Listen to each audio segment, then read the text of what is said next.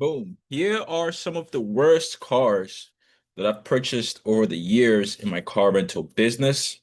And very similar to real estate in this business, you make the money when you buy.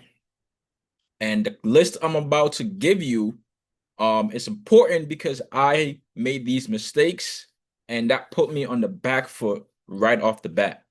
So, without any delay, let's get right into it. Starting at number one. The very first car I purchased was a 2019 Hyundai Ioniq.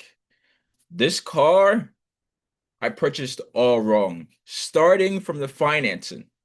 So I financed this car at a dealership, and during the financing, the first mistake I made was not getting a pre-approval first.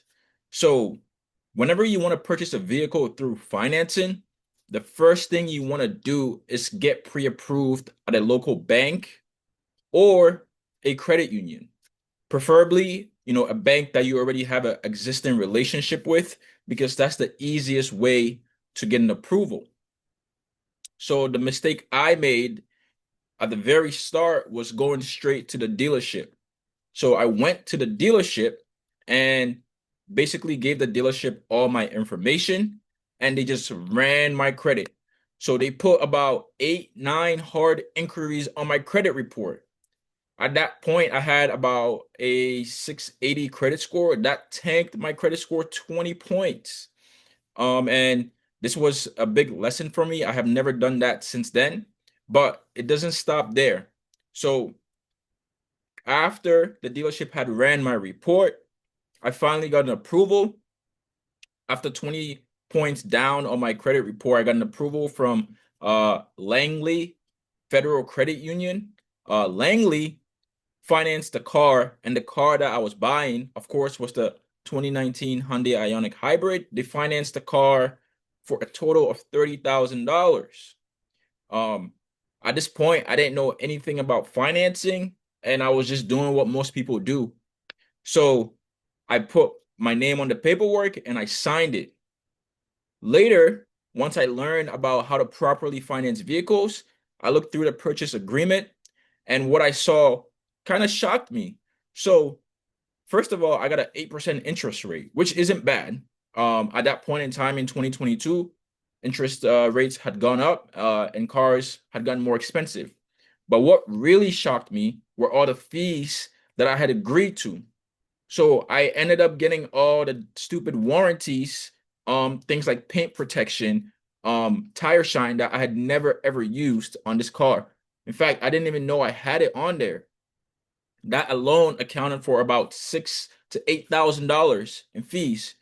On top of that, Langley charged me a financing fee of about almost $8,000.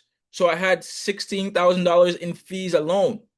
I was paying $16,000 more for this car than I needed to, on top of the 8% interest rate. So that was a huge, huge mistake. Bad financing can really, really kill your profits. Because if you imagine without all those fees, that's an extra $16,000 that can go back to you, my pocket. That was one. The second thing was this car was a hybrid. Now, hybrid cars are great. They are very fuel efficient. You buy gas very rarely. And if you do buy gas, it's very cheap. However, hybrid cars, you cannot put a kill switch in the hybrid cars.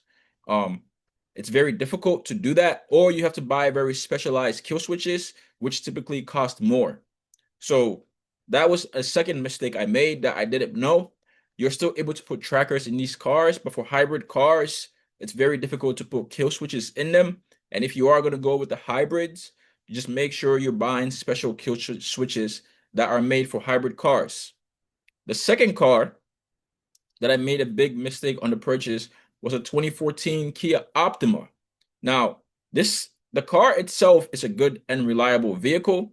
However, one, these cars are very, very, very easily stolen.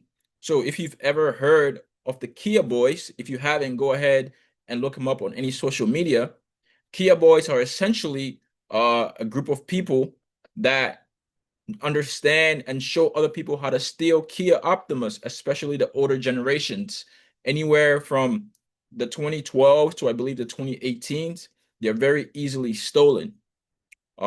So this car ended up getting stolen twice during my rental uh time with the car. I still do have the car to this day, and I still do rent the car. I had to put a lot of measures in place to avoid the car getting stolen.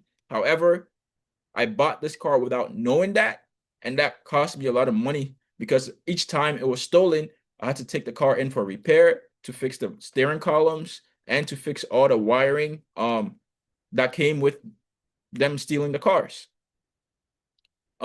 Another reason why this car was a bad car for me was because I bought the car with a light colored seats and I didn't put seat covers in the car. So each time the seats got dirty, I had to spend money in detailing. So that it cost me a few $100s, probably upward of $600 in detailing. So this is important to keep in mind when buying vehicles. You want to check if the car is easily stolen, and you want to check the seats to make sure that if they are light colored seats, you put seat covers on there to protect the seats. Now, in final place, I bought a 2018 Ford Fusion, a 1.5 liter. Now, Ford Fusions are great, reliable cars with very low maintenance issues and cheap parts. However, the 1.5 liter engines are known to have the coolant intrusion problem. I didn't know this buying this vehicle. So I bought this vehicle, and after 2 months, my oil light came on. And essentially, what happens with these cars is that the coolant leaks into the oil. So that causes a huge problem. The oil light came on after 2 months. I spent a lot of money trying to resolve that issue, and I ended up having to sell the car because it just wasn't worth it for me. All these mistakes I made early on helped me understand my car buying process and to fix my car buying process. So that way I avoid these mistakes by doing extensive research. Go ahead and like this video, subscribe to the channel. We drop videos every day. We go live every Sunday at 6 p.m. Eastern time. Let's go.